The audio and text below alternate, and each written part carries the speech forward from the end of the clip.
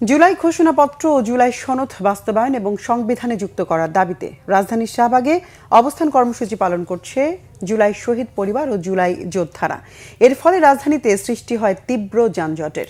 জুলাই যোদ্ধাদের রাষ্ট্রীয় স্বীকৃতি না দেয়া পর্যন্ত রাজপথ ছাড়বেন না বলে হুঁশিয়ারি দিয়েছেন তারা।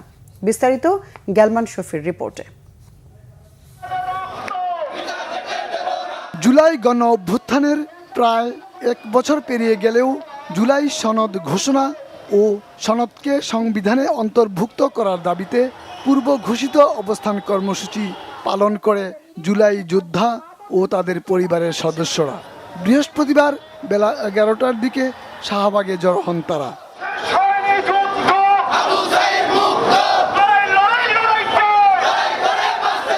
সারা দেশের বিভিন্ন জেলা থেকে আসা আহত জুলাই যোদ্ধা ও তাদের পরিবারের সদস্যরা দ্রুত দাবি মেনে নেয়ার আহ্বান জানান।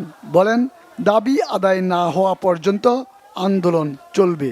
জুলাই শহীদ পরিবার, জুলাই আহতদের রাষ্ট্রীয় মর্যাদা স্বীকৃতি দিতে হবে, তাদের দায়ী দায়িত্ব রাষ্ট্র গ্রহণ করতে হবে এবং জুলাইয়ে গণহত্যার বিচার কার্যের নির্দিষ্ট রুটম্যাপ দিতে হবে। এই 3টা দাবিকে রেখে জুলাই সনদ প্রণয়ন করতেই হবে, অন্যথায় আমাদের অবস্থান কর্মসূচি অব্যাহত থাকবে।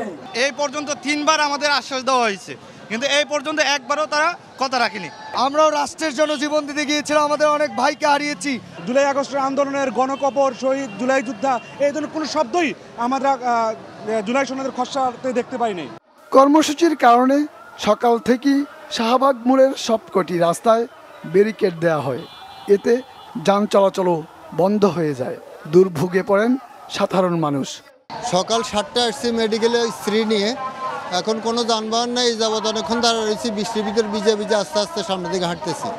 অবস্থান কর্মসূচিকে ঘিরে পুরো শাহবাগ জুড়ে আইন শৃঙ্খলা বাহিনীর সদস্যদের ব্যাপক উপস্থিতি দেখা যায়।